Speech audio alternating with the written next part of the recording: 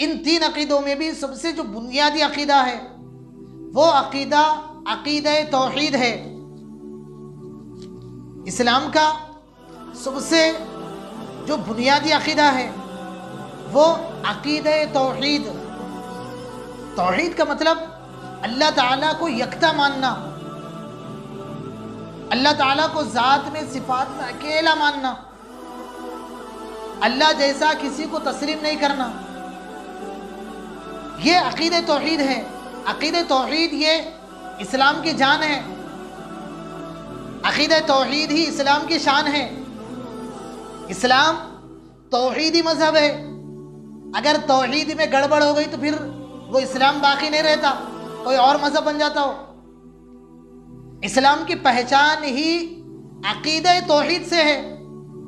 اگر توحید میں خلل ہو گیا، توحید گڑبڑ ہو گئی، توحید میں کمزوری پیدا ہو گئی تو پھر ہم مسلمان نہیں رہ سکتے، کوئی اور مذہب کے ہو جاتے۔ اسلام کی خاصیت یہ عقیدہ توحید ہے۔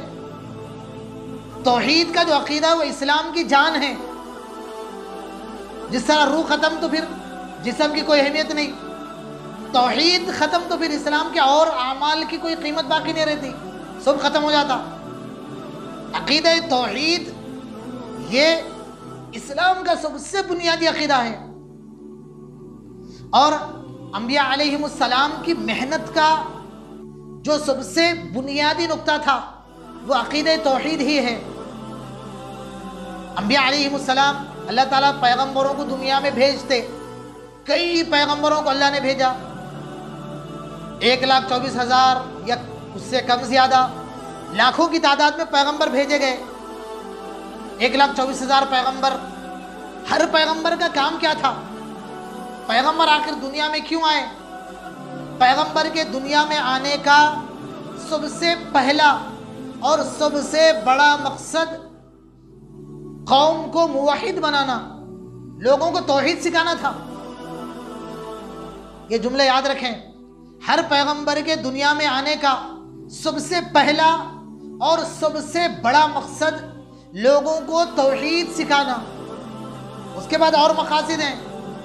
پیغمبر آئے بنیادی طور پر لوگوں کو توحید سکھانے کے لیے، اس لیے ہر پیغمبر جو لوگوں کو دعوت دیے، پہلی دعوت توحید کی دعوت تھی۔ قرآن کریم میں پیغمبروں کی دعوت کے الفاظ ملتے۔ نوح علیہ السلام کے بارے میں سورہ نوح میں فرمایا وَلَقَدْ أَرْسَلْنَا نُوحًا إِلَىٰ قَوْمِهِ فَقَالَ يَا قَوْمِ اعْبُدُوا اللَّهَ مَا لَكُم مِّنْ إِلَٰهٍ غَيْرُهُ۔ اللہ تعالیٰ کہتے ہیں کہ ہم نے حضرت نوح کو ان کی قوم کے پاس بھیجا۔ نوح علیہ السلام قوم میں آئے، قوم کے لوگوں کو کہا یا قوم ان اعبدوا اللہ ما لکم من الہ غیرہ، اے میری قوم کے لوگوں اللہ ہی کی عبادت کرو، ان اعبدوا اللہ، اللہ ہی کی عبادت کرو، ما لکم من الہ غیرہ، اللہ کے علاوہ کوئی الہ نہیں، اللہ کے علاوہ کوئی معبود نہیں۔ پہلی دعوت نوح علیہ السلام کی اللہ کی بندگی، اللہ کے علاوہ کوئی معبود عبادت کے لائق ہی نہیں۔ صالح علیہ السلام کے بارے میں فرمایا گیا وَإِلَىٰ ثَمُودَ أَخَاهُمْ صَالِحًا قَالَ يَا قَوْمِ اعْبُدُوا اللَّهَ مَا لَكُم مِّنْ إِلَٰهٍ غَيْرُهُ۔ صالح علیہ السلام نے اپنی قوم کے لوگوں سے کہا اے میری قوم کے لوگوں اللہ کی بندگی کرو، اللہ کے علاوہ کوئی الہ نہیں، کوئی معبود نہیں۔ اور اللہ کے نبی صلی اللہ علیہ وسلم نے دعوت دی قولوا لا الہ الا اللہ، اے لوگوں کہو اللہ کے علاوہ کوئی معبود نہیں، اللہ کے علاوہ کوئی پرستش کے لائق ہی نہیں، تو کامیاب ہو جاؤ گے۔ ہر نبی نے لوگوں کو توحید کی دعوت دی۔ آپ صلی اللہ علیہ وسلم 13 سال مکے میں رہے، حضور پوری مکی زندگی میں توحید کی دعوت دی ہے۔ پورا مکی دور کیا تھا؟ صرف عقیدوں کی محنت تھی بس۔ مکی دور میں صرف اور صرف خالص عقیدوں کی محنت کروائی گئی، عقیدے ان کے دلوں میں بٹھائے گئے، عقیدہ توحید کی محنت تھی۔ مکی دور میں شروع میں نماز بھی نہیں، روزہ بھی نہیں، حج نہیں، زکوٰۃ نہیں، کچھ بھی نہیں۔ کیا تھا پھر؟ خالی توحید، خالی عقیدوں کی اصلاح۔ خالی عقیدوں کی مشق، خالی عقیدے ان کے دلوں میں بھرے گئے، اور جو خراب عقیدے تھے، غلط عقیدے تھے اور اسلام کے خلاف عقیدے تھے، ان کو چن چن کے ان کے دلوں سے نکالا گیا، خالص اسلامی عقیدے ان کے دلوں میں بٹھائے گئے۔ جب عقیدے مضبوط ہوتے ہیں تب پھر عمل کرنا آسان ہوتا۔ عقیدے صحابہ کرام کے مضبوط بنائے گئے، پھر جب احکام آتے گئے تو صحابہ کرام ہر حکم پر عمل کرتے گئے۔ اس لیے صحابہ کرام کہتے ہیں تعلمنا الایمان ثم تعلمنا القرآن، ہم نے پہلے ایمان سیکھا، پہلے ہم نے عقیدے سیکھے، پھر اس کے بعد قرآنی تعلیمات جو احکام ہیں وہ بعد میں سیکھے گئے اور وہ بعد میں نازل ہوئے۔ عقیدے صحیح ہوتے ہیں تو پھر اعمال بھی صحیح ہوتے،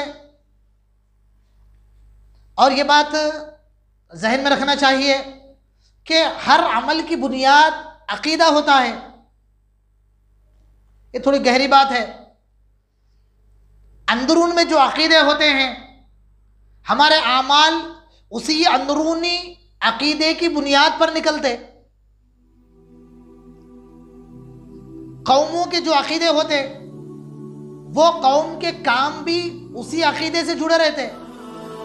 بت پرستی لوگوں کے عقیدے کئی خدا ہیں تو ان کے اعمال بھی ویسے ہی رہتے۔ جو قوم کے جو عقیدے ہوتے ہیں، عقیدوں کے مطابق ہی اس قوم کے عقیدے ہوتے۔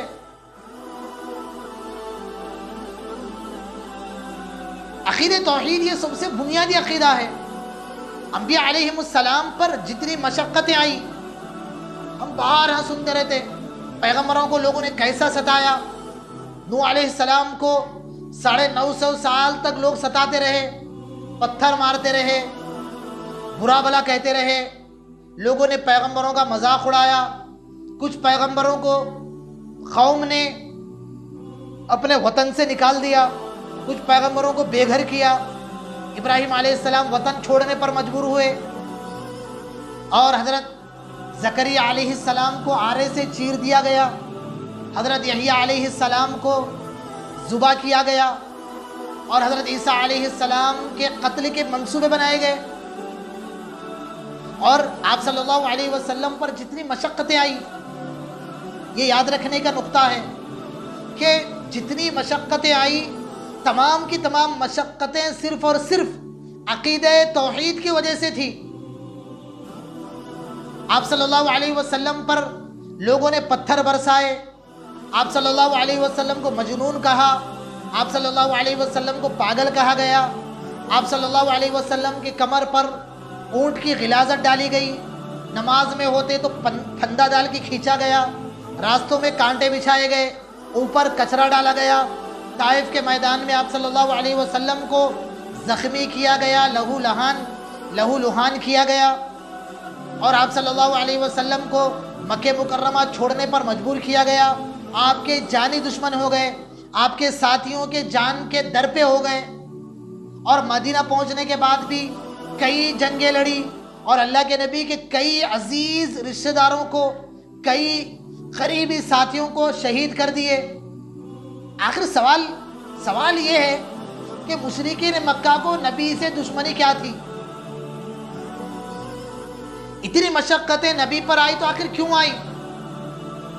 آخر اسلام کی کون سی چیز تھی جس کی وجہ سے مشرکین کو دشمنی تھی؟ کیا اسلامی احکام سے دشمنی تھی؟ کیا اسلام کی سچائی سے دشمنی تھی؟ اسلام کے اور احکام سے کسی کو کوئی دشمنی نہیں تھی۔ اسلام کے احکام تو وہ سب انسانی احکام ہیں۔ اسلامی تعلیمات سچ بولنا ہے، سچ بولنے سے کس کو نفرت ہے؟ اسلام میں امانت داری بنیادی اہمیت رکھتی۔ امانت داری کو کون پسند نہیں کرتا؟ ہر مذہب کا آدمی پسند کرتا۔ اسلام میں رشتہ داروں کے حقوق ادا کرنا ہے، کون اس کو پسند نہیں کرتے؟ اسلام میں پڑوسیوں کے حقوق ادا کرنا ہے، پڑوسیوں کا پاس و لحاظ رکھنا ہے، سب اچھی بات ہے کہتے ہیں۔ اسلام میں ماں باپ کی قدر کرنا، عزت کرنا ہے، سب پسند کرتے۔ اسلامی تعلیمات تو لوگوں کی پسندیدہ تعلیمات ہیں، پھر آخر دشمنی کس بات کی تھی؟ نبی کے دشمن کیوں ہوئے؟ اور کفار مکہ کو نبی سے کوئی ذاتی دشمنی بھی نہیں تھی، وہ تو آپ کی تعریف کرتے تھے، وہ تو آپ کو مثالی مانتے تھے، وہ تو آپ کو صادق کہتے تھے، امین کہتے تھے، نام بھی نہیں لیتے تھے۔ آپ کے اکرام کی وجہ سے، آپ کے احترام کی وجہ سے، آپ کے مقام کی وجہ سے لوگ امین امین کہتے تھے، محمد نام بھی نہیں لیتے تھے، اتنا احترام کرتے تھے۔ پھر دشمنی کیسے ہو گئی؟ دشمنی کی وجہ عقیدہ توحید ہے۔ وہ لوگ یہ بات ہضم نہیں کر سکے کہ اللہ کے علاوہ کسی کی پرستش نہ ہو۔ عقیدہ توحید ہی انبیاء کی مشقتوں کی بنیاد ہے۔ نبیوں کو تکلیف جو آئی عقیدہ توحید کی وجہ سے آئی۔ اللہ کے نبی پر جتنے حالات آئے وہ اور احکام کی وجہ سے نہیں آئے، اور احکام کو تو اور سب پسند کرتے۔ نبی پر جو حالات آئے وہ صرف اور صرف عقیدہ توحید کی وجہ سے۔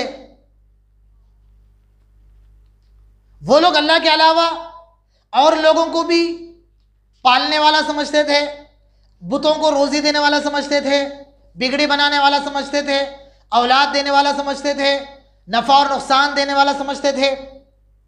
عقیدہ توحید کو سمجھنے کی ضرورت ہے۔ توحید کا مطلب بہت سے لوگوں نے یہ سمجھا کہ توحید کا مطلب صرف اللہ کے وجود کو ماننا۔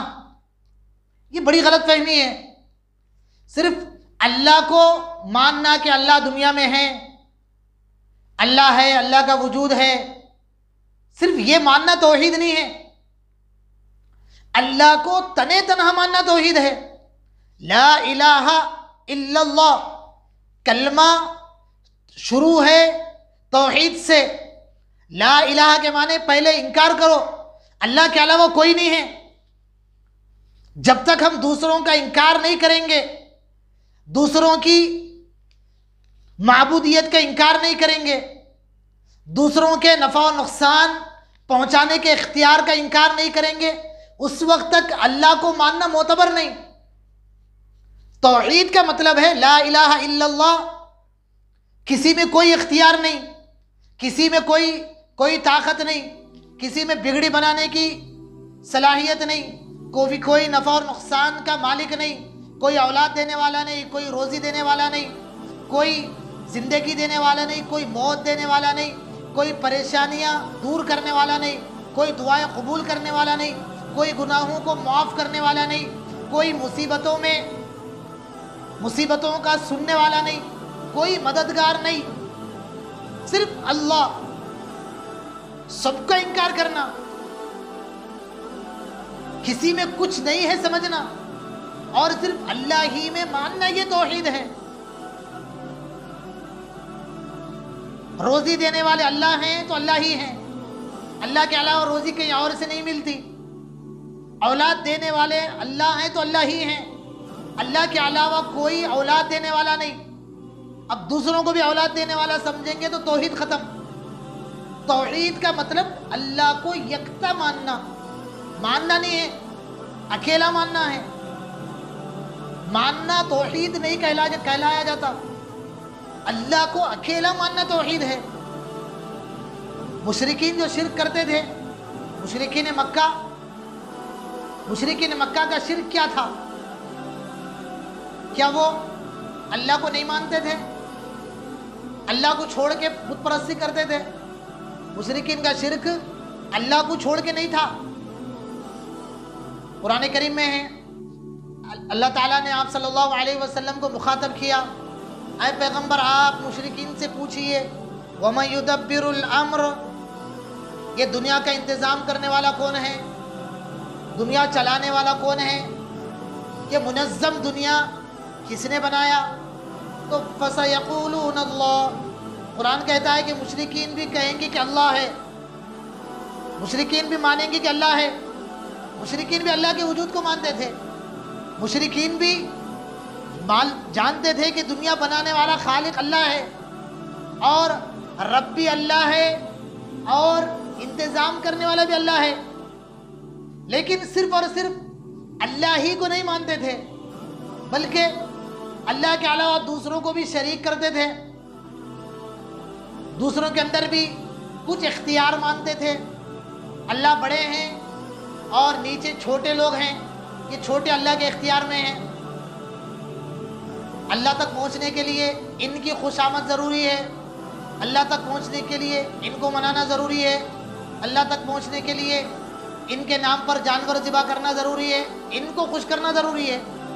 چونکہ اس زمانے میں سب سے بڑی ہستی جو انسانوں میں سمجھی جاتی تھی وہ بادشاہ ہوتی تھی۔ اس زمانے میں سب سے بڑا انسان کس کو سمجھتے تھے لوگ؟ بادشاہ کو سمجھتے تھے، اور اللہ تعالیٰ کو بھی بادشاہ پہ فٹ کر دیتے تھے، بادشاہ پر قیاس کرتے تھے کہ بادشاہ ہے تو کس طرح بادشاہ کے کام کرنے والے وزیراں رہتے، سپاہیاں رہتے، اسی طرح فرشتے بہت سارے جو معبود ہیں یہ اللہ کے وزیر ہیں، اصل تو اللہ ہے لیکن یہ اللہ کے کام کرنے والے ہیں، اللہ کا ہاتھ بٹانے والے ہیں۔ وہ بادشاہوں پر قیاس کرتے تھے، اس وجہ سے انہوں نے یہ کہا کہ یہ بت، یہ معبود ہمیں اللہ سے قریب کرنے والے ہیں۔ یہ اصل میں مشرکین کا شرک ہے۔ اللہ کے منکر نہیں تھے لیکن تنے تنہ اللہ کو بھی نہیں مانتے تھے۔ بیماری آ گئی تو بتوں کی طرف متوجہ ہوتے تھے، اللہ کے علاوہ بتوں کے نام پر جانور ذبح کرتے تھے، اللہ کے علاوہ اوروں کو سجدے کرتے تھے، ماتھے ٹیکتے تھے۔ توحید کا مطلب ہے اللہ ہی کو سب کچھ ماننا، یہ اسلام کی روح ہے۔ اس بات کو سمجھیں، روح ختم تو پھر اسلام کی کوئی اہمیت باقی نہیں ہے۔